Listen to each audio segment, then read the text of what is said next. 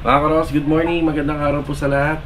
Ayan, welcome back po muli dito sa aming channel. Ngayong araw po ng Lunes, November 24. So another day and another house improvement tayo. Mga karos, ang topic natin ngayon, tama ba ang paniningil ng 60-40? So ibig sabihin, 60% ng kabuuan ng materyales and 40% naman ng para po sa manpower cost. Yan ang magiging topic natin ngayon. Kaya tapusin nyo po yung vlog natin dahil meron tayong isang solid subscriber na private na nag-message sa atin at nagtatanong tungkol dito sa bagay na to. Enjoy watching po. Let's go. Tara. Balita mga karos, magandang araw nga pala sa mga client owner namin. So ito, nandito tayo sa Anyana Beller East Project. So dito natin pag-uusapan yung tungkol dun sa 60-40 na kontrata, kung applicable ba siya sa mga renovation. So dito tayo magbibigay ng sample. Ayan, shoutout nga pala kay Master Batang. So aluminum screen na binigay niya po sa akin kanina. So iningi natin to dahil meron tayong ginawang mga air ventilation dito sa mga bulada sa eaves. Yung mga butas na ginawa natin doon ay lalagyan po natin ng screen. Siya nga pala mga karos, disclaimer bago po tayo mag-umpisa, itong topic natin ay according po sa mga experience natin. So marami na rin po nagbablog ng tungkol dito sa 60-40 na pangungontrata po sa mga renovation. So magkakaiba po tayo ng sagot, pero naman po tayo mga ipapaliwanag para lubusan nyo pong maintindihan. Let's go. Yan, bati muna. Mag 11:30 na. Manananghalian na ang tropa. Good morning, Adonis. Adonis ang ito. Kuya Boy, good morning po, Kuya Boy. Tsaka kay Louie. Louie, good morning. Good morning. Yung dala-dala ko, dito po gagamitin yan. Ayan o. Yung butas pala na yan ay kasing laki po siya ng ano pala, ng 25 cents. Yung holso na ginamit natin. So lalagyan natin siya ng screen sa loob para hindi po makapasok yung mga insekto. Kaya manananghalian na po sila. Okay, dito tayo mag-umpisa. Ayan, dito. Pero tanungin muna natin si Louie. Louie, yung tiles na 40x40 sa isang araw, sa tansya mo, ilan ang kaya mong ikabit? Maximum na yon sa pinaka-pulido at pinaka-mabilis mong paraan. 30, isang araw. Isang araw yun. Kalahating araw. Kalahating araw. Eh di makaka-60 ka sa buong araw. Okay, yan. Yan, bali, kung kaya niya ng 60, ito, iyan po natin dito. Ang presyo po kasi ng isa nito, ipagpalagay nyo, dahil sa Wilcon binili ng may-ari, mas tataas yung manpower cost nito. Pagpalagay natin na ang isa nito, isa 80 pesos. Pero yung mga ganito po kasing tiles na 40x40, kapag sa mga ordinary tile center lang, nabibili ng 65. So dito na lang tayo sa 65. Yan. So times 0.40. So 26 pesos kada isang tiles ang pwedeng kitain po nung magtatrabaho kung 60-40. So ayan yung 65 pesos, yan po yung 100% ng isang tiles. Times natin sa 0.40, 26 pesos. So 26 times 60. Kasi kaya niya daw mag-install ng ng 60 piraso. So 1,560 na kaagad ang ibabayad natin sa isang araw doon sa gumagawa. Tapos bukod pa doon, lalagyan pa natin ng 0.40% yung buhangin na ginamit, yung semento na ginamit, at saka yung adhesive cement na ginamit. So buong materyales po yan ang pinag-uusapan. Okay, tapos dito naman tayo sa pintuan. So itong pintuan na to, nagkakahalaga to, pagpalagay na natin na 12,000, kasama na po yung bisagra nya, pati itong doorknob. Sarap ng kain ng tropa, you know. Ito, tatanungin ko muna si Adonis habang kumakain. Don, sa isang araw, ilan ang kaya mo ikabit na pinto? Pwedeng dalawa na. Basta yung mga demolition, okay na, no? Okay, kaya yung dalawa. So ito, pepresyohan natin.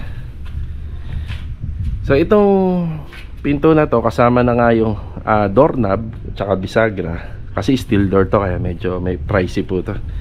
12,000. Ayan. So 12,000 times 0.40. So lalabas siyang 4,800. So kung kaya niya mag-install ng dalawa sa isang araw, times 2. 9,600. Di ba? So 9,600 included na po doon yung bisagra at saka yung ano. So sa 9,600 dalawang pinto na yon. So ano pa ang pwede natin makita rito? Ito, toilet bowl. Si Louie ulit, tanongin natin. Louie, sa toilet bowl, ilan ang kaya mong ikabit sa loob ng isang araw? Bowl? Oo. Yung water closet. Feeling ko 4 kaya mo eh. Ano lang yun? Mga 20 minutes. 20 minutes. Lang naman yun. Oh, yun, oh, di ba? Okay. Okay, 20 minutes. Hindi, maximum na lang siguro, 4 ang kaya mong ikabit sa isang araw. Kasi mag-ano ka pa, magpe-prepare ka pa, ang dami pang gagawin eh. O, gusto mo 5 na eh. Kasi 20 minutes lang daw eh. 5. So, yung binibili namin mga water closet, mga karahos, yung nakikita nyo sa mga project namin, 6,800. Yan, water closet lang to. So, times 0.40, 2,720. Eh, kung kaya niya magkabit ng 5 sa isang araw, yan, ang ibabahid mo sa kanya, 13,600. So, ano pa? Hindi pa po sinama po doon yung adhesive at saka simento na gagamitin. Okay, dito tayo sa taas. Ulit, kay Adonis ulit. Doon, sa PVC panel, sa loob ng isang araw, ilan ang kaya mong ikabit? Kaya mo isang ganyan siya. Mga Karton. isang karton. Nababawasan pa namin isa pa eh. Pero isang karton, kasama na ba yung mga metal framing nun? Hindi. Hindi pa yung iba pa yung metal framing. Okay. So, ang laman nito, di ba ang laman nito, Adonis, ilan? 20 o lagpas? 20 pieces ang laman ng isang karton. So, kung mag-isa lang siya, kaya niyang ikabit lahat yan. Kung mag-isa lang, syempre, iaakyat niya pa yan, maghahandam niya siya. Tapos, mag-isa, walang alalay. Pero kung 2 tao, yun, mabilis. Okay, dito tayo.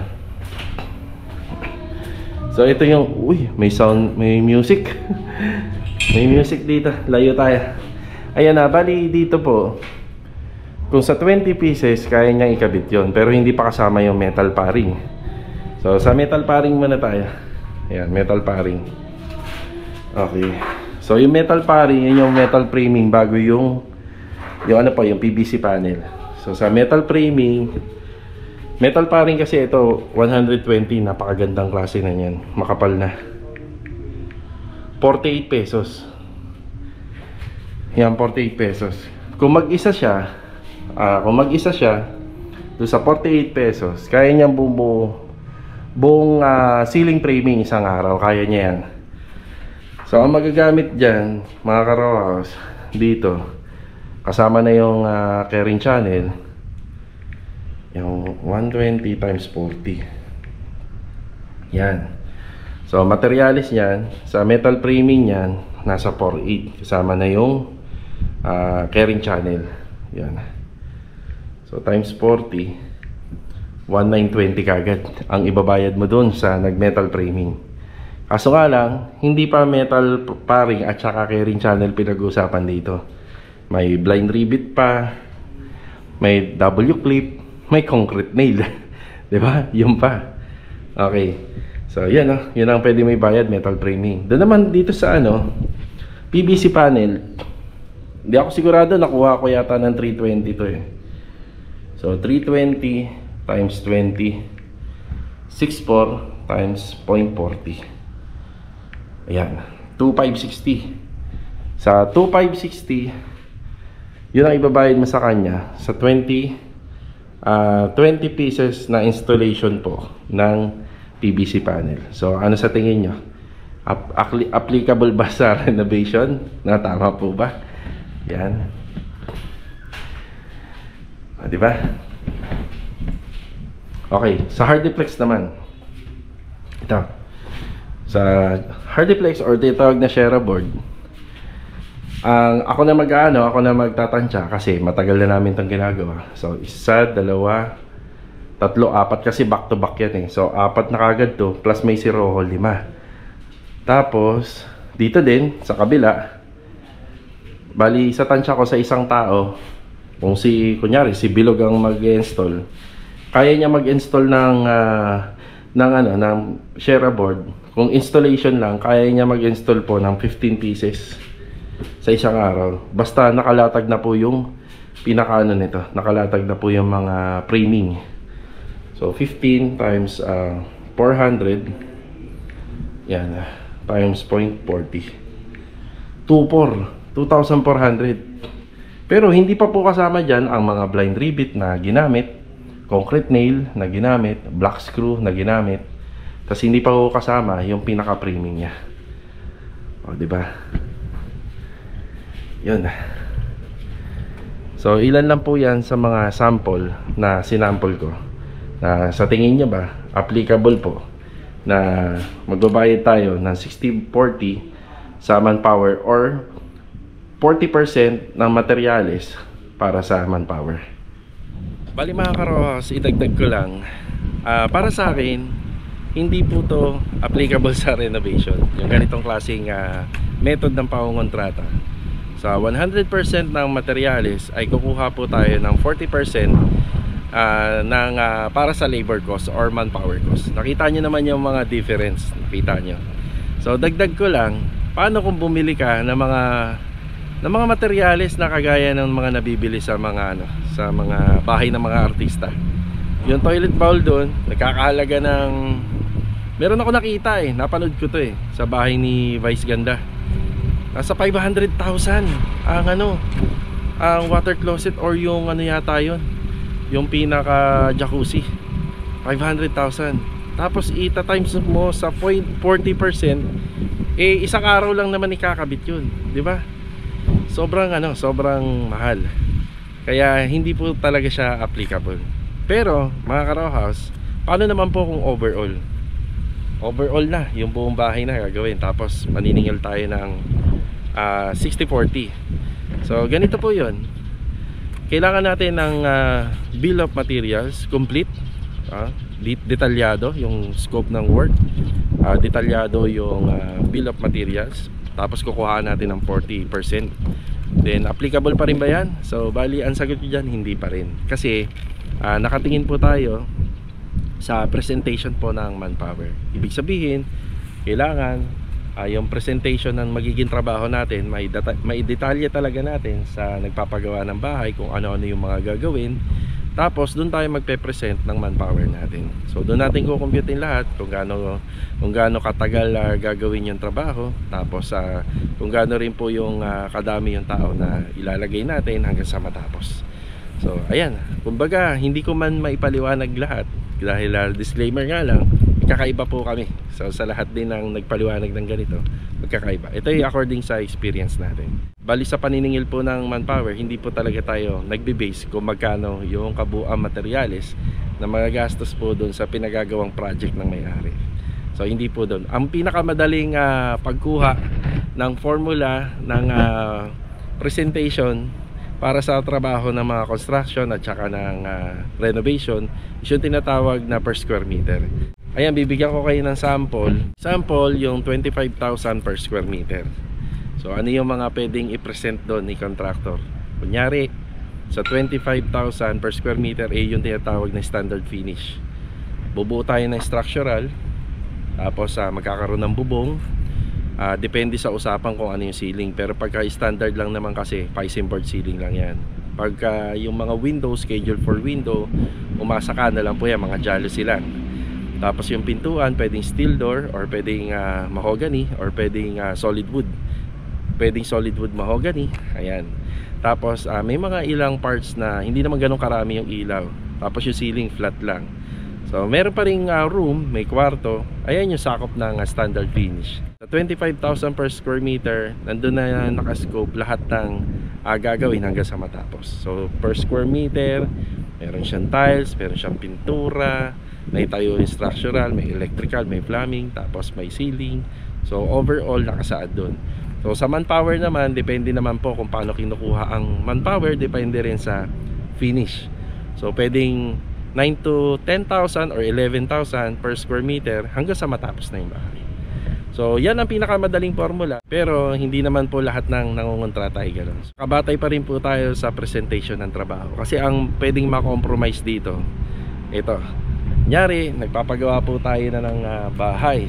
pero nakalimutan mo na meron palang i-demolish, tapos nakalimutan mo yung stockpile napakalayo pala doon sa pinakagagawa ng bahay. So yung transition nun paano? So napakalaki po ng malulugi. Kaya nga minsan mga karosa, medyo mataas din ang labor compared doon sa mga materials na pine-present kasi depende sa mga pinagagawa kung gaano kahirap.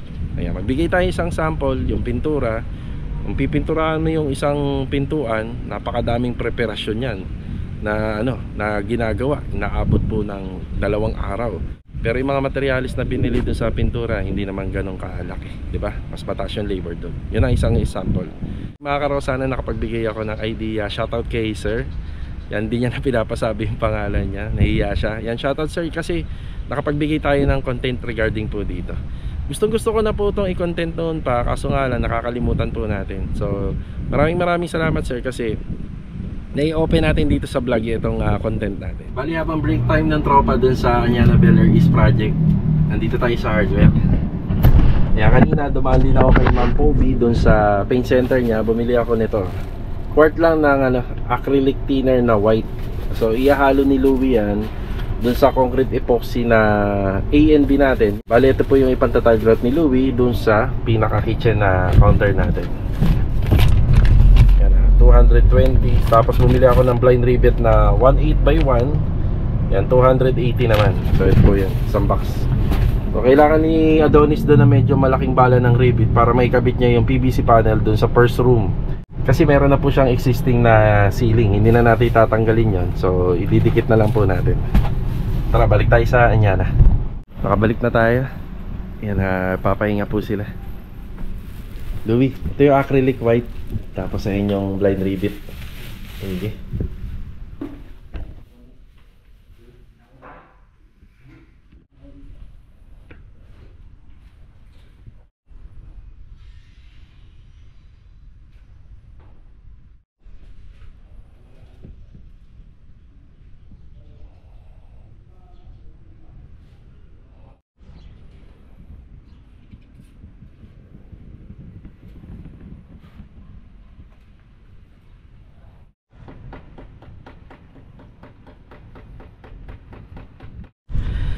Bali mga karos, ang pinakamaganda pa rin para sa pagpe-present ng manpower, ipa-ocular nyo po yung area na magiging renovation para masuri na maigi ng mga manggagawa or ng contractor yung mga area na kung saan magiging sakop ng scope of works pa.